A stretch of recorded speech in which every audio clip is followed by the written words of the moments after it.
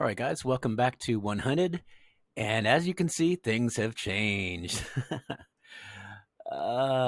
So when I left this game, I was pretty happy. I thought things were going well. Uh, they were going well. I had a plan that I thought would probably work, and I thought these guys over here, Madrid, Council of Madrid, whatever the hell, would go for, and that was we're the two most powerful coalitions. So typically, you don't want to go head to head against each other because it just hurts everyone involved.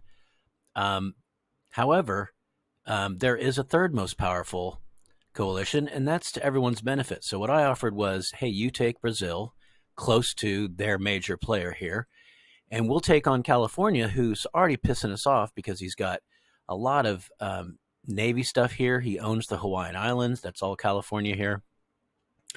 So I was already moving my fleet eastward because I thought for sure they'll take this deal. It's a smart deal to do. When my ally Indochina, here he is, Indochina, who's largely insulated back here, attacks. And I don't even see. I guess whoever attacked is dead now because there's no one left, and they immediately attacked me. So and that's the way coalitions go. So let's see, is this Indochina making an account for himself? No, that's Hijaz. This is what Indochina says in our group chat. I started attacking Hayes. I'm like, well, that sucks. My Navy and bombers are halfway across the world, and it's true. It's like, I don't have a lot, but I've got like, I don't know, 8 subs, a battleship, a couple, 3 cruisers, and they're all like literally halfway around the world. They're all over here. And then I've got 11 bombers who are also, now the bombers will get there quicker. They can island hop. I've made sure of that. But oh my God, if I could have just had 11 bombers here and subs over here wreaking havoc with this fleet that's just bombing in willy-nilly. This is maybe where Indochina attacked from because he had a stack here. In fact, I'm pretty sure of it. And you can see they're still just bombing now the dirt.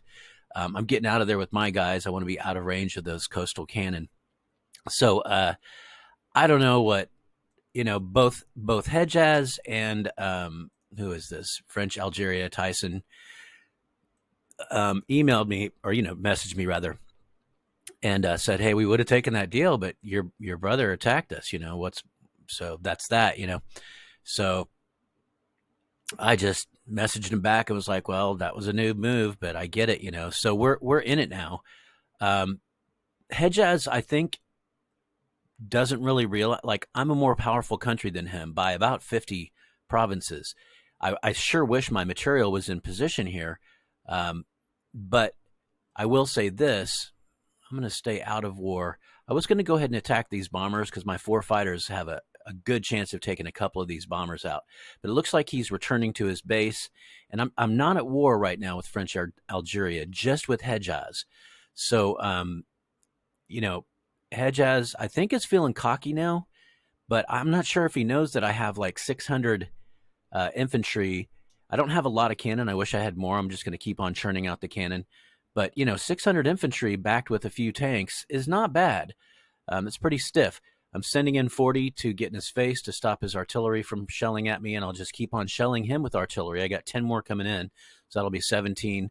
I don't see any bombers yet, but I'm going to go ahead and, as you can see, screen this area with my fighters. And if any bombers come in, they will face some resistance. My bombers will get there, I think it said, in 11 hours. Let's just check that real quick. Okay, it's that stupid thing where it's relocating. I do wish that the bombers gave you a little bit more sense of total trip time. I feel like sometimes they do. But you know what? I think I have to get back to this base, and then it will tell me. And then refueling. So that's probably what's happening. These guys are going to have to come back to base, refuel, and then move on. The new air mechanics are very interesting. It has to do with the cone, which I totally approve of, and the refueling, which I also approve of. Anything that makes it more realistic and complex and interesting, I'm all for. So anyway, I'm like, alert, alert, everybody turn around. Like, all my ships were heading east. We were going to confront. Now I finally had some people here that could see there's not a super hardcore, well, I don't know what this is. this is probably something serious here and here. These are invasion fleets from Brazil, probably including a lot of infantry and artillery and whatnot. And so let me just move an infantry over since we're not at war. I was moving things close, and then he would just kill them because I was at war with Brazil, but we're not anymore. All right. Anyway, I thought I'd let you know the new status of things. Yay, the new status quo. We're all going to die. But, again, I hope you'll take note that I have no butt hurt because people who get butt hurt in this game need to, reevaluate their lives. It's a game. And of course, we get a lot invested in it. We spend a lot of time on it. But at the end of the day, it's a game. And so, if anything, this will be fun. Before Tyson gets involved, I hope to spank Hedgeaz's bottom just a little bit because of some of his arrogance. He knows he's backed by the number one player in the game over here, but does he know that I'm about 50% stronger than he is? Now, granted, a lot of my strength comes from the island, so it takes a long time to to stream in. But and a lot of my strength is naval, way across the and 11 bombers that are all the way across the world. But we'll see what happens. This is going to be interesting. I think I can give him a run for his money here, at least in the short term, until Tyson shows up with reinforcements. He's already there with 4 bombers, but I'm about to be there with 11 bombers, and I've got my 4 fighters here to screen for them. So we'll see what happens. This is going to be, we're not going to win, but I promise you a fun battle. So thanks for checking in, guys. I'll see y'all next time. Adios, amigos.